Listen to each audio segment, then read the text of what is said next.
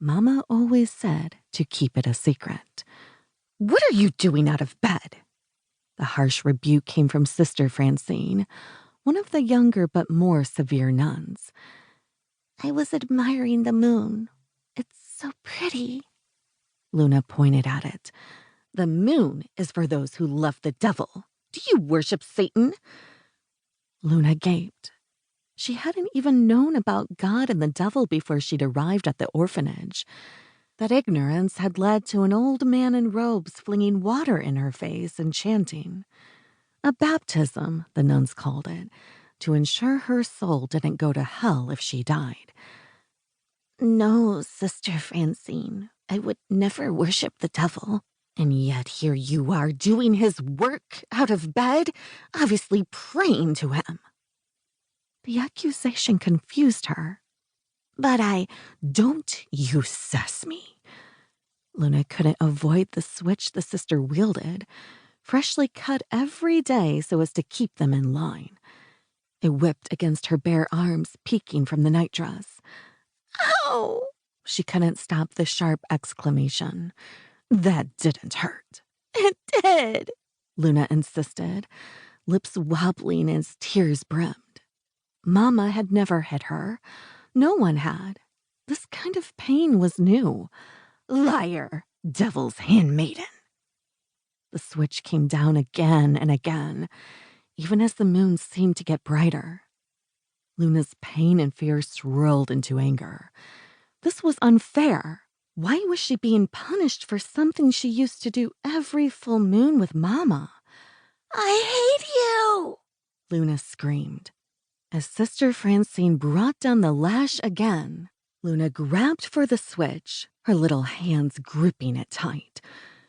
The act of defiance led to a rapid slap that snapped her head back, and her teeth clacked hard, nipping her tongue. She tasted blood, and more tears welled. She might be young, but she knew what Francine was doing was wrong, evil. And according to the nuns, the Bible said to fight evil. She knew only one way to do that. As her anger exploded, so did her wolf.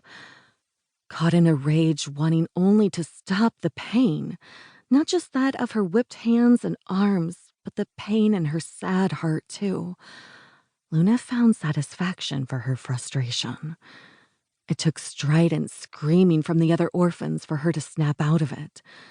By the time the other nuns arrived, Sister Francine was crawling to the door, bleeding from the many scratches and bite marks peppered all over her body.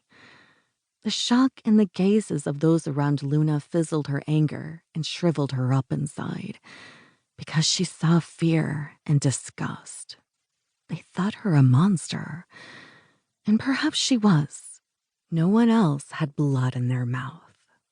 She deflated, fur receding, skin reappearing, a weak child once more. The nuns lunged, and Luna didn't fight them as they dragged her from the dormitory to a storage room where they locked her in. She hugged her bare knees. She'd lost her nightgown when she'd shifted. Not for the first time, she had no blanket to cover her. But before, she'd had Mama. Now, she was alone. The days after were a blur that involved forced prayer overseen by various nuns that left her knees raw and her voice hoarse.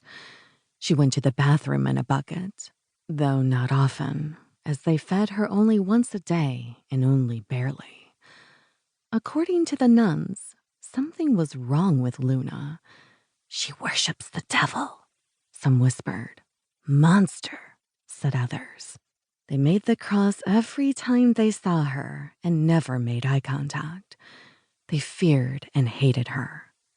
The priest who'd flung water at her returned, this time to cast out the demon he claimed possessed her.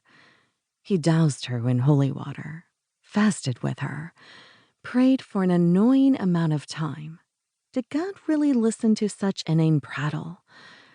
Daily, he demanded Luna renounce the devil. In hopes of stopping the torture, she agreed. She'd do anything to get out of the closet. They told her she would be released.